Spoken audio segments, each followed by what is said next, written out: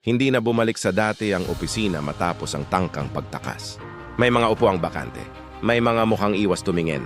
May mga katahimikang mas maingay kaysa chismis.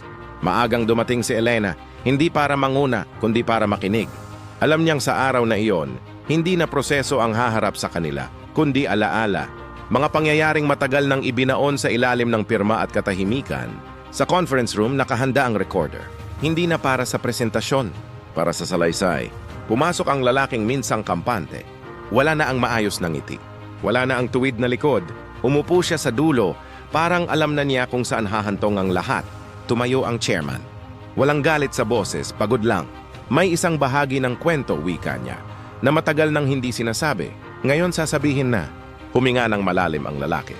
Sa unang pagkakataon, hindi niya inuna ang paliwanag. Inuna niya ang katahimikan. Hindi ito nagsimula ngayon, sabi niya sa wakas. Matagal na. Bago pa man dumating si Elena, may gumalaw sa mesa, may napapikit, may napasandal. Ikinuwento niya ang unang pirma, ang unang kompromiso, ang unang beses na pinili niyang manahimik kapalit ng posisyon. Ang mga sumunod na beses na naging madali na lang ang mali dahil nasanay na.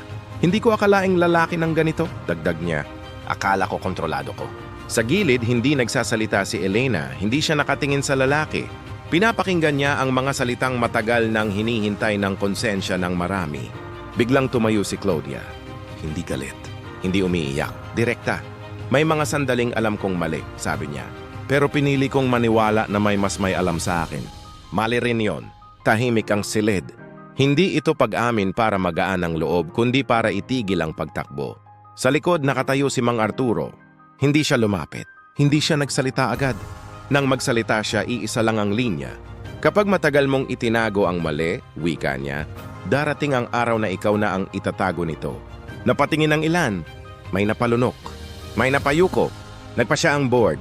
Hindi pa final ang parusa pero malinaw ang direksyon. May pananagutan, may pagbabago, may napangalan na hindi na mabubura. Paglabas ng silid, huminto si Elena sa hallway. Pinagmamasdan niya ang liwanag mula sa bintana. Pareho pa rin ang araw, pero iba na ang pakiramdam. Lumapit si Mang Arturo. Masakit ang totoo, sabi niya. Pero mas masakit ang mabuhay sa kasinungalingan. Tumango si Elena. Hindi ko hinabol ang hustisya, sagot niya. Hinayaan ko lang itong dumating.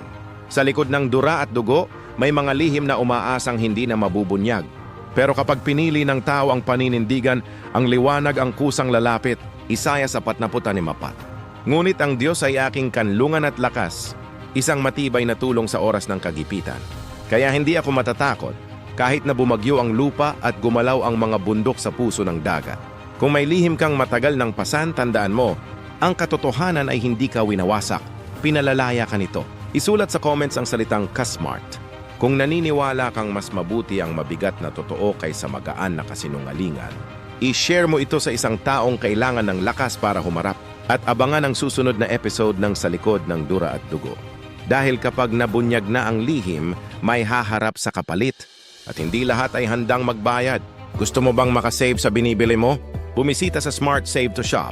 Link nasa comment section. Kung nagustuhan mo ang video, mag-like, comment, at share.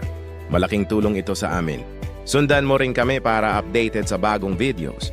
Forever bless. God bless. Ingat lagi.